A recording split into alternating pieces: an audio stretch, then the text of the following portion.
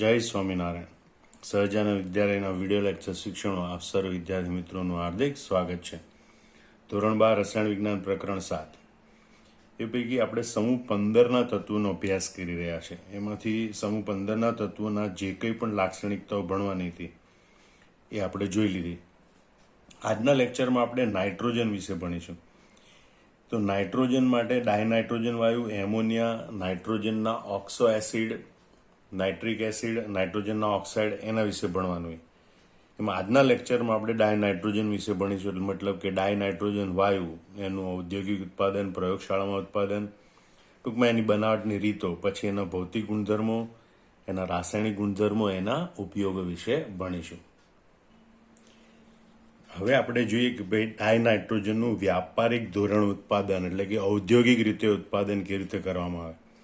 હવે આપણે એક ક્વિઝની જેમ યાદ રાખીશું. જેણે હવે હું બોલું એ વાક્યો યાદ રાખી લેવાના છે ને પછી વિડીયો જોતા વિડીયો પોઝ કરીને પણ કદાચ તમે એના જવાબ આપી શકો. સૌથી પહેલાં જો ડાયનાઇટ્રોજનનું ઔદ્યોગિક ઉત્પાદન, તો નાઇટ્રોજન સૌથી વધારે ક્યાં પ્રાપ્ત થાય ત્યાંથી આપણને સૌથી સસ્તો નાઇટ્રોજન મળે, એટલે એનું આપણે મોટા પાયે અને સસ્તી રીતે ઉત્પાદન કરી શકીએ. તો ડાયનાઇટ્રોજન હવામાં 78% છે. તો હવામાંથી નાઇટ્રોજન સીધો આપણને સહેલાઈથી અને સસ્તો મેળવી શકાય. તો એના માટે ડાયનાઇટ્રોજનનું વ્યાપારિક ઉત્પાદન હવાના પ્રવાહીકરણ અને વિભાગી નિસ્યંદન દ્વારા થાય છે. મતલબ કે હવાને પહેલાં ખૂબ નીચા તાપમાને અને ઊંચા દબાણે પરિસ્થિતિ લાગુ પાડી પ્રવાહી સ્વરૂપમાં ફેરવવામાં આવે અને ત્યારબાદ ધીમે ધીમે એનું તાપમાન વધારી એનું વિભાગી નિસ્યંદન કરવામાં આવે. અને ડાયનાઇટ્રોજનનું વ્યાપારિક ઉત્પાદન હવાના પ્રવાહીકરણ અને વિભાગી નિસ્યંદન દ્વારા થાય. અને જ્યારે એનું તાપમાન વધારવામાં આવે ત્યારે પહેલાં નીચા ઉત્કલન બિંદુ ધરાવતો ડાયનાઇટ્રોજન વાયુ છે એ નિસ્યંદિત થાય, એટલે કે વાયુ સ્વરૂપે છૂટો પડે. એટલે પ્રથમ ડાયનાઇટ્રોજન કે જેનું ઉત્કલન બિંદુ 77.2 કેલ્વિન છે એ છૂટો પડે. કારણ કે હવાનું શુદ્ધિકરણ કરે એટલે હવામાં મુખ્ય બે ઘટક હોય, નાઇટ્રોજન અને ડાયઓક્સિજન. એટલે આ જ પદ્ધતિ દ્વારા નાઇટ્રોજન અને ઓક્સિજન બંને મેળવવામાં આવે. તો નાઇટ્રોજનનું ઉત્કલન બિંદુ 77.2 કેલ્વિન નીચું છે એટલે પહેલાં પ્રાપ્ત થાય અને પ્રવાહી ઓક્સિજન છે એ મિશ્રણમાં બાકી રહે છે.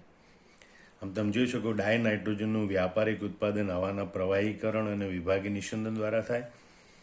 પ્રથમ નાઇટ્રોજન નિસ્યંદિત થાય કારણ કે તેનું ઉત્કલન બિંદુ 77.2 કેલ્વિન છે અને પછીથી પ્રવાહી ઓક્સિજન નિસ્યંદિત થાય જેનું ઉત્કલન બિંદુ 90 કેલ્વિન છે, જો કે પ્રવાહી સ્વરૂપે મિશ્રણમાં બાકી રહેશે.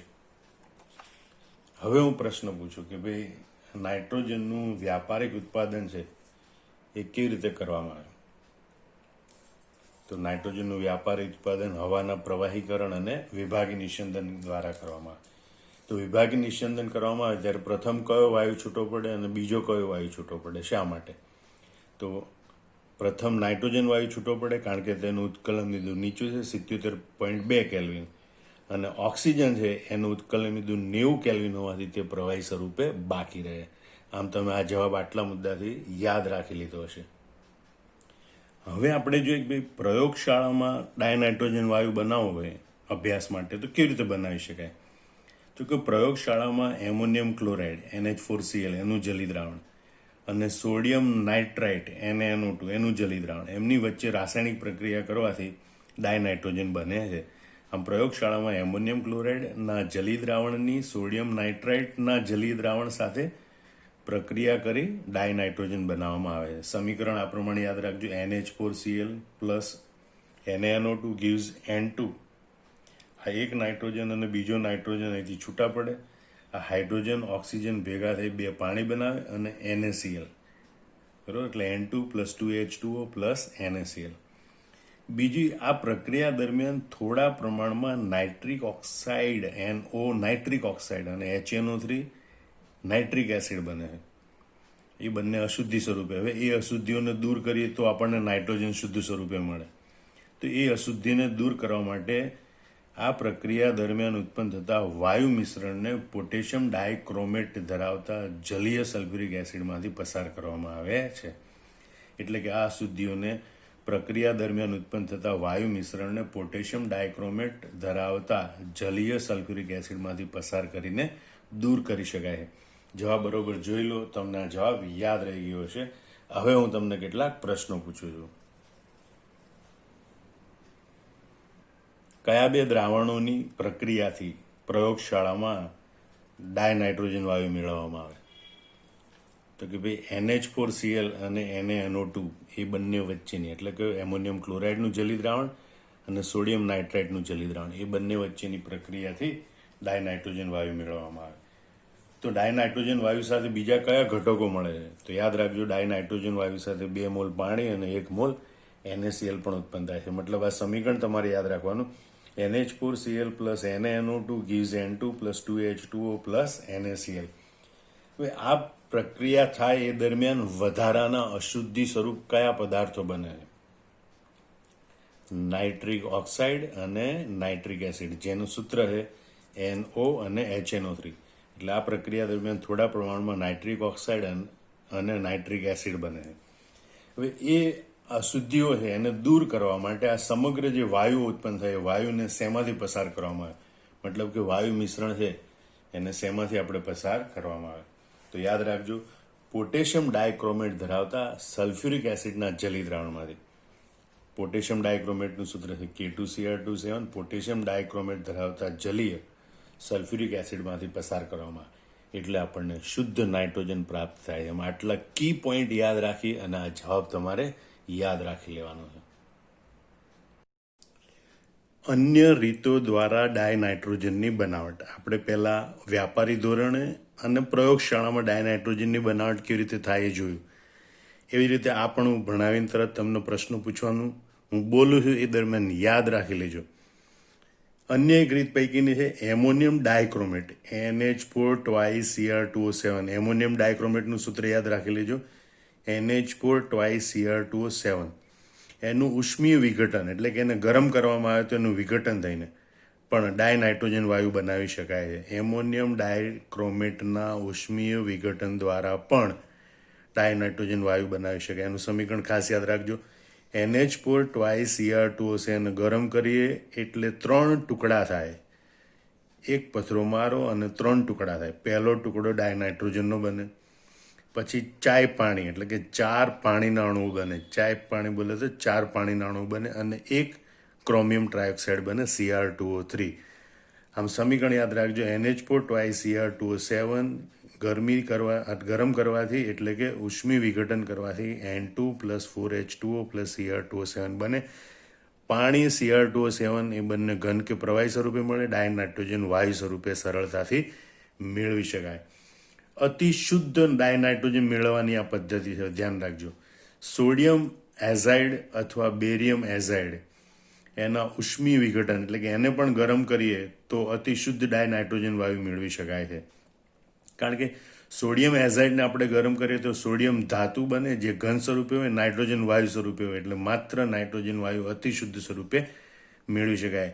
તો સોડિયમ એઝાઇડનું સૂત્ર યાદ રાખો, NaN3, અને સમીકરણ યાદ રાખો, 2NaN3 gives 2Na + 3N2. એ રીતે બેરિયમ એઝાઇડનું સૂત્ર યાદ રાખો, BaN3 twice, it gives Ba + 3N2. આમ સોડિયમ અથવા બેરિયમ એઝાઇડના ઉષ્મી વિઘટન દ્વારા અતિ શુદ્ધ ડાયનાઇટ્રોજન વાયુ બનાવી શકાય છે. સમીકરણ યાદ રાખો, 2NaN3 gives 2Na + 3N2, BaN3 twice gives Ba + 3N2. હવે અન્ય ઉત્પાદનની પહેલી રીત હતી એમોનિયમ ડાયક્રોમેટનું ઉષ્મી વિઘટન. તો એમોનિયમ ડાયક્રોમેટનું સૂત્ર શું હતું? યાદ આવ્યું? NH4 Cr2O7. એને ગરમ કરીએ તો નિપજ તરીકે નાઇટ્રોજન તો મળે જ, કારણ કે નાઇટ્રોજનના ઉત્પાદનની રીત છે. તો નાઇટ્રોજન સાથે બીજા કયા બે પદાર્થ મળે? તો એક તો આપણને નાઇટ્રોજન મળે, પ્લસ ચાય પાણી એટલે કે 4 પાણીના અણુઓ મળે, અને પ્લસ Cr2O3 મળે. આમ તમારે એમોનિયમ ડાયક્રોમેટ છે એનું ઉષ્મી વિઘટન કરીએ તો ડાયનાઇટ્રોજન મળે અને સમીકરણ બને N2 + 4H2O + Cr2O3. અતિ શુદ્ધ ડાયનાઇટ્રોજન છે એ કયા બે પદાર્થમાંથી મેળવી શકાય? યાદ કરો. તો એને સોડિયમ એઝાઇડમાંથી મેળવી શકાય અને બેરિયમ એઝાઇડમાંથી મેળવી શકાય. સોડિયમ એઝાઇડનું સૂત્ર શું છે? NaN3. તો NaN3 ને ગરમ કરવામાં આવે તો કયા બે પદાર્થ મળે? સોડિયમ અને ડાયનાઇટ્રોજન. અને એનું સમીકરણ હોય 2Na3 gives 2Na plus 3N2. એ રીતે બેરિયમ એઝાઇડનું સૂત્ર શું છે? BaN3 twice. બેરિયમ એઝાઇડનું સૂત્ર શું છે? BaN3 twice. એને ગરમ કરીએ તો આપણને Ba plus 3N2 મળે. એટલે કે બેરિયમ ઘન સ્વરૂપે હોય, અતિ શુદ્ધ નાઇટ્રોજન એકલો વાયુ સ્વરૂપે મળે. આમ સોડિયમ એઝાઇડ અને બેરિયમ એઝાઇડના ઉષ્મી વિઘટનથી શુદ્ધ નાઇટ્રોજન વાયુ મેળવી શકાય છે. તો આ બધા કી પોઈન્ટ્સ યાદ રાખી અને તમારા અન્ય બે પદ્ધતિઓ નાઇટ્રોજનના ઉત્પાદનની યાદ રાખી લેવાની છે. હવે આપણે જોઈએ ડાય નાઇટ્રોજન વાયુના ભૌતિક ગુણધર્મો. ટૂંકમાં સૂત્ર યાદ રાખજો. હિન સમ દ્રાવ બિંદુ નીચા. હિન સમ દ્રાવ બિંદુ નીચા. હિન એટલે રંગહીન, વાસહીન, સ્વાદહીન તેમજ બિનઝેરી. બરોબર? એટલે કે ઝેરીહીન એમ પણ કહેવાય. રંગવિહીન, વાસવિહીન, સ્વાદવિહીન અને નાઇટ્રોજન છે નિષ્ક્રિય વાયુ છે, હવામાં છે વર્ષોથી. આપણે રોજ શ્વાસમાં લઈએ છીએ, એનો કોઈ સ્વાદ નથી, કોઈ રંગ નથી, કોઈ વાસ નથી. તો નાઇટ્રોજનના ભૌતિક ગુણધર્મ પહેલો ઝડપથી યાદ રહે. ડાય નાઇટ્રોજન રંગવિહીન, વાસવિહીન, સ્વાદવિહીન અને બિલકુલ બિનઝેરી છે. બીજું સમ એટલે સમસ્થાનિકો. નાઇટ્રોજન પરમાણુના બે સ્થાયી સમસ્થાનિકો છે, N14 અને N15. નાઇટ્રોજન પરમાણુના બે સ્થાયી સમસ્થાનિકો છે, N14 અને N15. ત્રીજું છે દ્રાવ એટલે દ્રાવ્યતા. તેની પાણીમાં દ્રાવ્યતા શેમાં? પાણીમાં દ્રાવ્યતા ઘણી ઓછી છે. 273 કેલ્વિન તાપમાન અને 1 બાર દબાણે 23.2 સેન્ટીમીટર ક્યુબ પ્રતિ લીટર પાણી, એટલે કે 23.2 મિલી પ્રતિ લીટર પાણી. મતલબ કે 1 લીટર પાણીમાં 23.2 મિલી ડાય નાઇટ્રોજન વાયુ મેક્ઝિમમ દ્રાવ્ય થઈ શકે, એનાથી વધારે દ્રાવ્ય થઈ શકે નહીં. અને ચોથો ગુણધર્મ છે બિંદુ નીચા, અને તમે ચોથા ગુણધર્મ તરીકે અલગ પણ લખી શકો. ડાય નાઇટ્રોજન એ નીચું ઠાર બિંદુ અને નીચું ઉત્કલન બિંદુ ધરાવે છે. ડાય નાઇટ્રોજન એ બિંદુ એટલે ઠાર બિંદુ અને ઉત્કલન બિંદુ. ડાય નાઇટ્રોજનના ઠાર બિંદુ અને ઉત્કલન બિંદુ નીચા હોય છે. આમ તમે 4 ગુણધર્મ યાદ રાખી લીધા. હવે હું એને પ્રશ્ન સ્વરૂપે પૂછી રહ્યો છું, યાદ રાખી લો. પહેલા તો ડાય નાઇટ્રોજનના ભૌતિક ગુણધર્મનું સૂત્ર કયું હતું? હિન સમ દ્રાવ બિંદુ નીચા. જોઈ લો, હિન સમ દ્રાવ બિંદુ નીચા. હવે એમાં હિન એટલે શું? તો ડાય નાઇટ્રોજન હવામાં છે, રોજ આપણે શ્વાસમાં લઈએ છીએ, તો આપણને ખબર છે રંગહીન, વાસહીન, સ્વાદહીન છે. તેમજ ડાય નાઇટ્રોજન એ બિનઝેરી પણ છે. બીજો ગુણધર્મ સમ એટલે સમસ્થાનિકો. નાઇટ્રોજનના કયા બે સમસ્થાનિકો એ સ્થાયી સમસ્થાનિકો છે? તો N14 અને N15 એ નાઇટ્રોજનના બે સ્થાયી સમસ્થાનિકો છે. ત્રીજું દ્રાવ એટલે દ્રાવ્યતા. નાઇટ્રોજનની દ્રાવ્યતા, તો કે પાણીમાં એની દ્રાવ્યતા ખૂબ જ ઓછી છે. ઓછી એટલે કેટલી? તો 273 કેલ્વિન તાપમાને અને 1 બાર દબાણે 1 લીટર પાણીમાં કેટલો ડાય નાઇટ્રોજન વાયુ ઓગળી શકે? તો 23.2 સેન્ટીમીટર ક્યુબ, એટલે કે 23.2 મિલી ડાય નાઇટ્રોજન વાયુ ઓગળી શકે. આ બિંદુ નીચા એટલે કયો ગુણધર્મ? તો કે ડાય નાઇટ્રોજન વાયુના ઠાર બિંદુ અને ઉત્કલન બિંદુ નીચા હોય. ઠાર બિંદુ અને ઉત્કલન બિંદુ નીચા હોય. બિંદુ નીચા એટલે ડાય નાઇટ્રોજનના ઠાર બિંદુ અને ઉત્કલન બિંદુ નીચા હોય. આમ આટલા કી પોઈન્ટ યાદ રાખી અને તમારે ડાય નાઇટ્રોજનના ભૌતિક ગુણધર્મો યાદ રાખી લેવાના છે. ડાય નાઇટ્રોજન વાયુના રાસાયણિક ગુણધર્મો જણાવો. તો શું ડાય નાઇટ્રોજન એ રાસાયણિક પ્રક્રિયા કરે છે? હવામાં વર્ષોથી નાઇટ્રોજન છે, એને આપણે બહુ પ્રક્રિયા કરતા જોયો નથી. એટલે કે સામાન્ય રીતે નાઇટ્રોજન વાયુ એ નિષ્ક્રિય હોય છે. તો આપણે જોઈએ N ટ્રિપલ બોન્ડ N ત્રિબંધ, એની ઊંચી બંધન એન્થાલ્પી, એટલે કે આ બંધ તોડવા માટે પુષ્કળ ઉર્જાની જરૂર પડે. એના કારણે ડાય નાઇટ્રોજન છે એ ઓરડાના તાપમાને વધુ નિષ્ક્રિય હોય છે. જો કે તાપમાન વધવાની સાથે એની પ્રતિક્રિયાત્મકતામાં ઝડપી વધારો થાય છે. એટલે આપણે ટૂંકમાં યાદ રાખવું હોય તો કહીએ ઓત્તા ઊંતા. ઓત્તા એટલે ઓરડાના તાપમાને નિષ્ક્રિય, ઊંતા એટલે કે ઊંચા તાપમાને એની પ્રતિક્રિયાત્મકતામાં ઝડપી વધારો થાય. હવે જો એ ઊંચા તાપમાને પ્રક્રિયા કરે તો કોની સાથે પ્રક્રિયા કરે? ધાતુઓ સાથે પ્રક્રિયા કરે, અધાતુઓ સાથે પ્રક્રિયા કરે. ધાતુઓ સાથે પ્રક્રિયા કરે તો મુખ્યત્વે આયનીય નાઇટ્રેટ બનાવે, યાદ રાખજો. અને અધાતુઓ સાથે પ્રક્રિયા કરે તો સહસંયોજક નાઇટ્રેટ બનાવે. એમાં આપણે 2 ઉદાહરણ આપવાના. ધાતુ તત્વોમાં લિથિયમ અને મેગ્નેશિયમ સાથેની પ્રક્રિયા બતાવવાની અને અધાતુ તત્વોમાં આપણે હાઇડ્રોજન અને ઓક્સિજન સાથેની પ્રક્રિયાઓ દર્શાવે.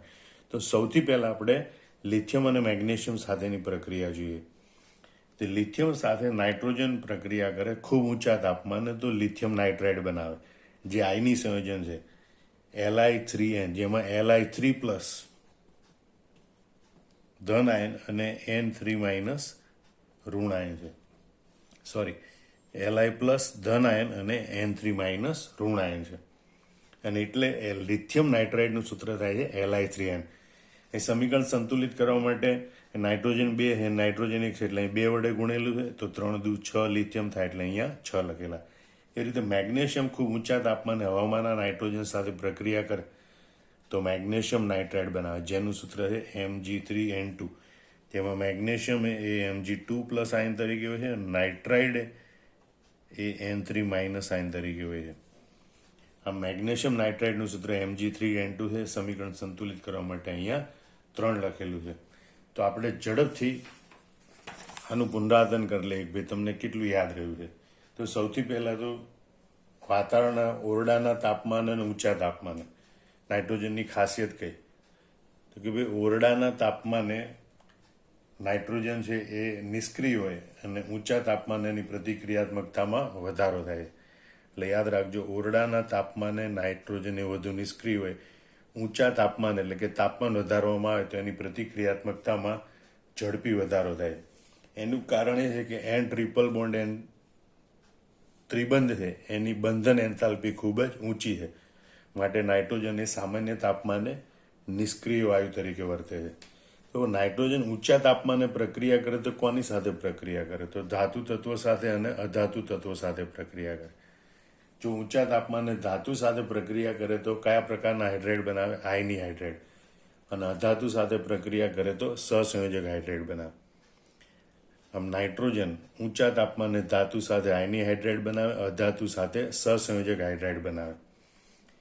એ કયા બે ધાતુ તત્વો સાથેની પ્રક્રિયા દર્શાવવાની છે અને કયા બે અધાતુ તત્વો સાથેની? તો ધાતુ તત્વો આપણે જોવાના લિથિયમ અને મેગ્નેશિયમ, અને અધાતુ તત્વો હાઇડ્રોજન અને ઓક્સિજન સાથેની પ્રક્રિયા દર્શાવે. એ પૈકી લિથિયમની જો નાઇટ્રોજન સાથે ઊંચા તાપમાને પ્રક્રિયા કરવામાં તો કયું સંયોજન બને? એનું સૂત્ર કયું હોય? યાદ કરો, લિથિયમ નાઇટ્રાઇડ બને, જેનું સૂત્ર Li3n હોય છે. હવે આ સમીકરણ સંતુલિત નથી. સમીકરણ સંતુલિત કરવા માટે અહીંયા નાઇટ્રોજન 2 છે, અહીંયા 1 જ છે, તો અહીંયા આપણે સમીકરણને 2 વડે ગુણવું પડે. તો અહીંયા લિથિયમ છે એ 6 થઈ ગયા, તો અહીં લિથિયમને આગળ આપણે 6 મૂકવા પડે. તો આ રીતે 6Li plus N2 gives 2Li3n lithium nitrate આવી રીતે બને છે. એવી જ રીતે બીજું મેગ્નેશિયમ સાથેની પ્રક્રિયા. મેગ્નેશિયમ સાથે ડાયનાઇટ્રોજનની ઊંચા તાપમાને પ્રક્રિયા કરે તો શું બને? Magnesium nitride. મેગ્નેશિયમ નાઇટ્રાઇડનું સૂત્ર કયું છે? યાદ કરી લો. એનું સૂત્ર છે Mg3n2. સમીકરણ સંતુલિત કરવા માટે મેગ્નેશિયમની આગળ 3 મૂકવા પડે. તો 3Mg plus N2 gives Mg3n2. તો આ રીતે આખી યાદ રાખી અને તમારે એના રાસાયણિક ગુણધર્મ યાદ રાખવાના છે. હવે આપણે હાઇડ્રોજન અને ઓક્સિજન સાથે ડાયનાઇટ્રોજનની પ્રક્રિયા જોઈશું. તો ડાયનાઇટ્રોજન વાયુ આશરે 773 કેલ્વિન તાપમાને ઉદ્દીપકની હાજરીમાં હાઇડ્રોજન સાથે સંયોજાય અને એમોનિયા બનાવે છે. એટલે ડાયનાઇટ્રોજનની ડાયહાઇડ્રોજન સાથે, આ સમીકરણ ઉપરથી જ આ વર્ણન પણ યાદ રહી શકે, ડાયનાઇટ્રોજનને ડાયહાઇડ્રોજન સાથે 773 કેલ્વિન તાપમાને ઉદ્દીપકની હાજરીમાં ગરમ કરવામાં આવે તો એમોનિયા વાયુ બને. આ એક ખાસ યાદ રાખવાનું, આ એમોનિયા એના મૂળભૂત તત્વોમાંથી બનતી પ્રક્રિયા છે. એટલે કે મૂળભૂત તત્વોમાંથી પ્રક્રિયા થાય ત્યારે એનું સર્જન થયું કહેવાય, એના માટે એ પ્રક્રિયાની એન્થાલ્પી એને સર્જન એન્થાલ્પી કહેવાય. તો એમોનિયાની સર્જન એન્થાલ્પીનું મૂલ્ય આપેલું છે ΔHF = -46.1 કિલોજૂલ પ્રતિ મોલ. એટલે કે 1 મોલ એમોનિયા બને ત્યારે 46.1 કિલોજૂલ જેટલી ઉર્જા ઉત્પન્ન થશે. મતલબ કે એમોનિયા બનવાની આ પ્રક્રિયા એ ઉષ્માક્ષેપક પ્રક્રિયા છે. એવી રીતે ડાયનાઇટ્રોજનને ઊંચા તાપમાને ડાયઓક્સિજન સાથે, ડાયનાઇટ્રોજન અને ડાયઓક્સિજન સાથે ઊંચા તાપમાને લગભગ 2000 કેલ્વિન તાપમાને પ્રક્રિયા કરવામાં આવે ત્યારે એ બંને સંયોજાઈને નાઇટ્રિક ઓક્સાઇડ વાયુ બનાવે છે. હવામાં ડાયનાઇટ્રોજન અને ડાયઓક્સિજન વર્ષોથી જોડે છે. એમની વચ્ચે સામાન્ય રીતે પ્રક્રિયા થતી નથી. 78% નાઇટ્રોજન અને 21% ઓક્સિજન છે. પણ વીજળીનો ચમકારો થાય અને લગભગ 2000 કેલ્વિન કે તેનાથી પણ વધુ ઊંચું તાપમાન પ્રાપ્ત થાય એવી વખતે હવામાંના ડાયનાઇટ્રોજન ડાયોક્સિજન એકબીજા સાથે જોડાય નાઇટ્રિક ઓક્સાઇડ બનાવી શકે છે. આ તમે યાદ રહી ગયું. હવે હું તમને ઝડપથી પ્રશ્નો પૂછું છું. આ પેજ ઉપર આપણે કયા બે તત્વોની નાઇટ્રોજન સાથેની પ્રક્રિયાઓ જોઈએ? તો હાઇડ્રોજન અને ઓક્સિજન સાથે. હાઇડ્રોજન સાથેની પ્રક્રિયાનું સંતુલિત સમીકરણ યાદ કરો. N2 plus 3H2 gives 2NH3. હવે યાદ કરો કે આ પ્રક્રિયા કેટલા તાપમાને થાય છે? 773 કેલ્વિન તાપમાને. આ એમોનિયાના ઉત્પાદનની આ પદ્ધતિ છે કયા નામથી ઓળખાય છે? હેબર પદ્ધતિના નામથી ઓળખાય છે. આ પ્રક્રિયામાં અહીંયા ઉદ્દીપકની હાજરીમાં થાય છે. કયો ઉદ્દીપક છે તે આપણે પછીથી ભણવાનું છે, અત્યારે યાદ રાખી લેજો. આયરન ઓક્સાઇડ ઉદ્દીપકની હાજરીમાં આ પ્રક્રિયા થાય છે. અહીંયા આ પ્રક્રિયા છે એમોનિયાની સર્જન પ્રક્રિયા છે, એટલે સર્જન એન્થાલ્પી દર્શાવે. તો આપણે હમણાં કીધું હતું કે એમોનિયાની સર્જન એન્થાલ્પી કેટલી? -46.1 કિલોજૂલ પ્રતિ મોલ જેટલી એની સર્જન એન્થાલ્પી હોય છે. હવે બીજી પ્રક્રિયા એ ઓક્સિજન સાથે કરે. તો ઓક્સિજનની સાથેની પ્રક્રિયા છે એનું સંતુલિત સમીકરણ કયું? ડાયનાઇટ્રોજન ડાયઓક્સિજન સાથે પ્રક્રિયા કરે તો એનું સંતુલિત સમીકરણ છે N2 plus O2 gives 2NO. આ પ્રક્રિયા સામાન્ય રીતે કેટલા તાપમાને થાય છે? તો 2000 કેલ્વિન તાપમાને થાય છે. હવે એક સાદો પ્રશ્નમાં NO લખેલું છે. NO એટલે શું યાદ રહ્યું છે? હા, NO એટલે નાઇટ્રિક ઓક્સાઇડ. યાદ રાખજો, નાઇટ્રોજન મોનોક્સાઇડ એમ પણ કહેવાય, પણ એનું સામાન્ય નામ છે નાઇટ્રિક ઓક્સાઇડ. આ મુદ્દાઓ તમે યાદ રાખી લીધા છે અને એ પ્રમાણે તમારે જાતે જવાબ લખવાનો. ડાયનાઇટ્રોજનના ઉપયોગ જણાવો. અથવા એમ પ્રશ્ન પૂછવામાં કે ડાયનાઇટ્રોજનની અગત્ય કે મહત્વ જણાવો. તો ડાયનાઇટ્રોજનના વ્યવહારમાં ઉપયોગ કયા કયા થાય? તો ડાયનાઇટ્રોજનના મુખ્ય ઉપયોગ એમોનિયા અને નાઇટ્રોજન ધરાવતા અન્ય ઔદ્યોગિક રસાયણો, નાઇટ્રોજન ધરાવતા અન્ય ઔદ્યોગિક રસાયણોના ઉત્પાદનમાં થાય. દાખલા તરીકે કેલ્શિયમ સાયનેમાઇડ અથવા તો નાઇટ્રિક એસિડ. નાઇટ્રિક એસિડ જે અગત્યનો પદાર્થ પણ ડાયનાઇટ્રોજનમાંથી બનાવવામાં આવે. જો કે પહેલાં ડાયનાઇટ્રોજનમાંથી એમોનિયા અને એમોનિયામાંથી નાઇટ્રિક એસિડ બનાવવામાં આવે છે. બીજું, જ્યાં નિષ્ક્રિય વાતાવરણની જરૂરિયાત હોય ત્યાં તેનો ઉપયોગ જોવા મળે છે. કારણ કે નાઇટ્રોજન એ સામાન્ય તાપમાને નિષ્ક્રિય વાયુ તરીકે વર્તે, ખૂબ ઊંચા તાપમાને પ્રતિક્રિયાત્મકતા દર્શાવે. એટલે જ્યાં નિષ્ક્રિય વાતાવરણની જરૂર હોય ત્યાં ડાયનાઇટ્રોજન વાયુનો ઉપયોગ કરવામાં. દાખલા તરીકે લોખંડ અને સ્ટીલ ઉદ્યોગમાં પ્રતિક્રિયાત્મક રસાયણો માટે નિષ્ક્રિય મંદક તરીકે ડાયનાઇટ્રોજન વાયુનો ઉપયોગ કરવામાં. એટલે ખૂબ પ્રક્રિયા કરતા હોય એવા ઝડપી પ્રતિક્રિયાત્મક પદાર્થો હોય એની પ્રક્રિયા અટકાવવા માટે નિષ્ક્રિય મંદક તરીકે ડાયનાઇટ્રોજન વાયુનો ઉપયોગ કરવામાં આવે છે. પ્રવાહી ડાયનાઇટ્રોજનનો ઉપયોગ જૈવિક પદાર્થો અને ખાદ્ય સામગ્રીની જાળવણી માટે પ્રશીતક તરીકે એટલે કે ઠારક તરીકે અને ક્રાયો સર્જરીમાં તેનો ઉપયોગ થાય. ક્રાયો સર્જરી એટલે એવી સર્જરી કે જેમાં શરીરને ઠંડુ પાડી અને ચેતાઓ છે એને નિષ્ક્રિય બનાવવામાં અને પછી ઓપરેશન કરવામાં આવે. તો એને ક્રાયો સર્જરી તરીકે ઓળખવામાં આવે. હવે આને તમે ટૂંકમાં કેવી રીતે યાદ રાખો છો? તો એના માટે એક નાનકડું સૂત્ર બનાવ્યું છે, યાદ રાખી લેજો. એમોના અન્ય કેસાએ નિષ્ક્રિય લોટી પર શીતક સર્જરી કરી. યાદ રાખજો, એમોના અન્ય કેસાએ નિષ્ક્રિય લોટી પર શીતક સર્જરી કરી. હવે એમોના એટલે એમોનિયા અને નાઇટ્રોજન ધરાવતા અન્ય રસાયણોના ઉત્પાદન થાય ઉપર માટે થાય છે. દાખલા તરીકે કેલ્શિયમ સાયનાઇડ. ડાયનાઇટ્રોજનનો મુખ્ય ઉપયોગ એમોનિયા અને નાઇટ્રોજનયુક્ત અન્ય ઔદ્યોગિક રસાયણોના ઉત્પાદન માટે થાય છે. દાખલા તરીકે કેલ્શિયમ સાયનેમાઇડ. બીજો ઉપયોગ છે જ્યાં નિષ્ક્રિય વાતાવરણની જરૂર હોય ત્યાં ડાયનાઇટ્રોજન વાયુનો ઉપયોગ થાય. ખાસ કરીને લોટી કીધું પણ લો સ્ટીલ, લોખંડ અને સ્ટીલ ઉદ્યોગમાં પ્રતિક્રિયાત્મક રસાયણો માટે નિષ્ક્રિય મંદક તરીકે તેનો ઉપયોગ થાય છે. શીતક એટલે કે ઠંડી ઉત્પન્ન કરતો પદાર્થ. તો પ્રવાહી ડાયનાઇટ્રોજન, યાદ રાખજો, પ્રવાહી ડાયનાઇટ્રોજનનો ઉપયોગ જૈવિક પદાર્થો અને ખાદ્ય સામગ્રી એની જાળવણી માટે પ્રશીતક તરીકે થાય છે. તેમજ તેનો ઉપયોગ સર્જરી કરી એટલે ક્રાયો સર્જરીમાં તેનો ઉપયોગ થાય છે. હવે તમે મુદ્દા યાદ રાખ્યા. ફરીથી હું આ જ મુદ્દા તમને ઝડપથી પૂછી રહ્યો છું. આ એમોના અન્ય કિસ્સા એટલે શું? તો ડાયનાઇટ્રોજનનો મુખ્ય ઉપયોગ એમોનિયા અને નાઇટ્રોજનયુક્ત અન્ય રસાયણોના ઉત્પાદનમાં થાય. દાખલા તરીકે કેલ્શિયમ સાયનેમાઇડ. બીજો ઉપયોગ નાઇટ્રોજનનો ઉપયોગ નિષ્ક્રિય વાતાવરણની જરૂરિયાત હોય ત્યાં થાય. ખાસ કરીને લોખંડ અને સ્ટીલ ઉદ્યોગમાં પ્રતિક્રિયાત્મક રસાયણો માટે નિષ્ક્રિય મંદક તરીકે ડાયનાઇટ્રોજન વાયુનો ઉપયોગ થાય છે. શીતક તરીકે ખાસ કરીને ખાદ્ય પદાર્થો અને જૈવિક પદાર્થોની જાળવણી માટે શીતક તરીકે પ્રવાહી ડાયનાઇટ્રોજન વાયુનો ઉપયોગ થાય છે. તેમજ ક્રાયો સર્જરી માટે પણ પ્રવાહી ડાયનાઇટ્રોજનનો ઉપયોગ થાય છે. આમ આ બધા જવાબ તમારે છે યાદ રાખી લેવાના અને મોઢે કરી અને જવાબ જાતે લખવાના. ડાયનાઇટ્રોજન વાયુની બનાવટ, ભૌતિક ગુણધર્મો, રાસાયણિક ગુણધર્મો અને ઉપયોગો. જય સ્વામિનારાયણ.